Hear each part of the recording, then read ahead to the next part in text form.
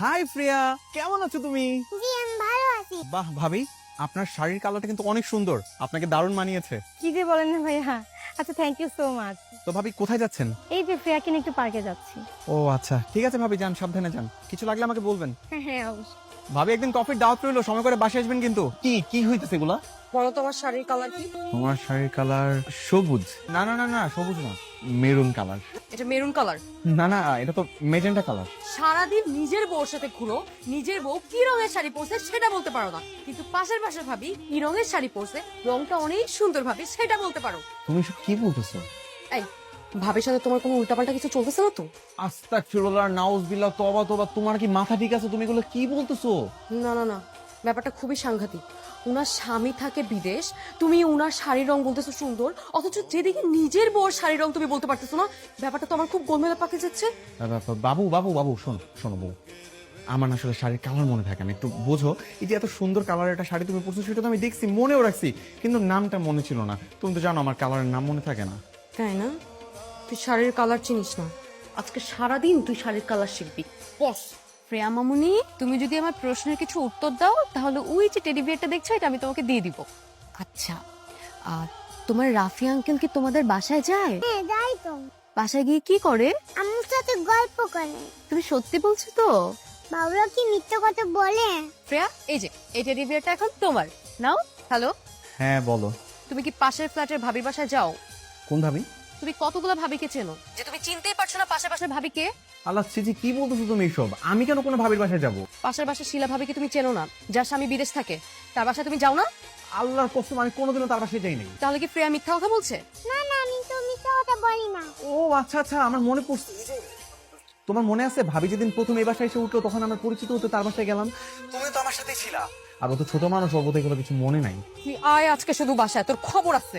আর তিশা শোনো, এরকম কিছু করিনি তিশা। হ্যালো, আজকে আমি শেষ।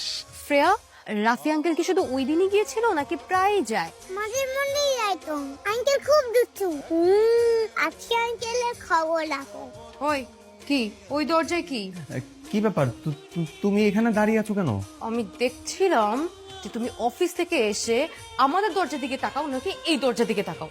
আচ্ছা, আমাদের দরজা তো খোলা, তারপরে তুমি খোলা দরজায় না তাকিয়ে এই বন্ধ দরজায় নজর কেন দিলা? এই দরজার প্রতি তোমার এত ইন্টারেস্ট কেন সেটা বলো। নো ইন্টারেস্ট, কোনো ইন্টারেস্ট আমার নাই। মানে সাবকনশিয়াস মাইন্ডে ভুলেই দরজাটার দিকে শুধুমাত্র তাকিয়েছিলাম, বুঝছো? কোনো নজর কিন্তু আমি দিই নাই। সাবকনশিয়াস মাইন্ড না, তুই আমাকে বুঝাস। আজকে তোর হালুয়া টাইপ করতেছি, বাসায় আয়। মা মা তিশা, তিশা শোনো না, আমি কিন্তু আসলে কিছু দেখি না, ভুলে একটু তো চোখ যাইতেই পারে, মানুষ না আমরা, বলো কি করতেছো? কথা তো শোনো। খাবার পড়লে দিনে কেন ঢুকাই গেছো? আপনার ছেলের আজকে এই বাসায় কোনো খাবার নেই, আমি সব খাবার দাবার গিয়ে কুকুর বিড়ালকে দিয়ে আসবো। আপনার ছেলের নজর এখন এতটাই খারাপ হয়ে গেছে যে সে পাশের বাসা ফ্রেয়ার মার দিকে নজর দিচ্ছে। নামো, আমি কিন্তু কোনো ফ্রেয়ার আম্মুর দিকে নজর নজর কিচ্ছু দিই নাই।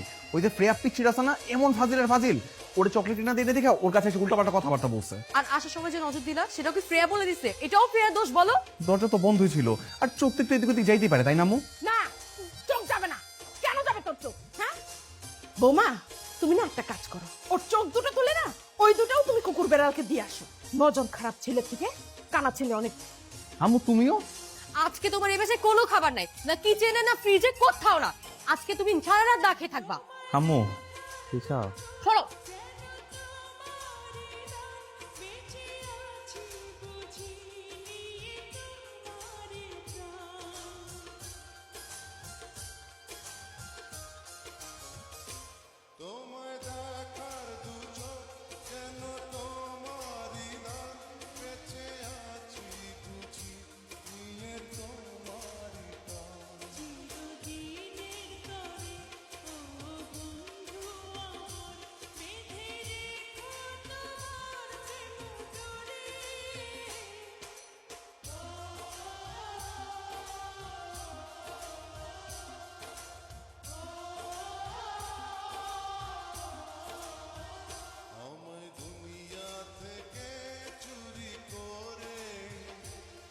ভাবি কি ব্যাপার ভাই, এত রাতে আপনি?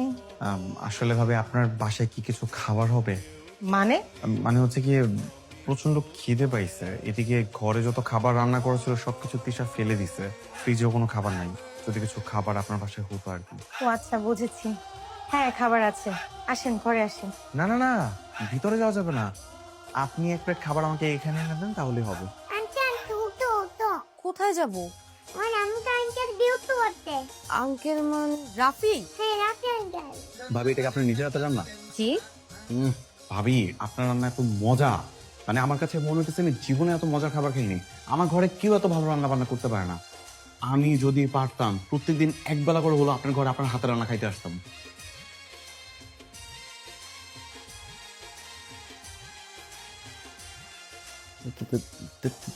তিশা, তুমি এখানে? শয়তান, অন্য মহিলার খাবার খাইতে এত মজা লাগে? সোমা, আস্তে আস্তে আস্তে। আস্তে, আরে আরে আল্লাহ আল্লাহ। তুই রাতের অন্ধকারে চুপি চুপি চোরের মতো এসে পেয়ার মায়ের হাতে রান্না খাইতেছিস, আবার প্রশংসা করতেছিস। তো কি করবো, তুমি জানো না রাতে বেলা না খাইলে আমার ঘুম আসে না। তার উপর আবার তুমি ঘরের সব খাবার পালাই দিছো, ফ্রিজেও তো কোনো কিছু নেই খাওয়ার মতো। আমার তো অনেক ক্ষুধা লাগছে, এখন আমি কি করবো? জনমের খবর খাওয়াইতেছি আর বউ ভুলে গেছে, বউ প্লিজ আর না, বউ আর খাবো না। ও মা, ও একটা মাফ করে দাও, মাফ করে দাও, ওকে পা ধরতে চাই, জীবনে করবো না। ও মা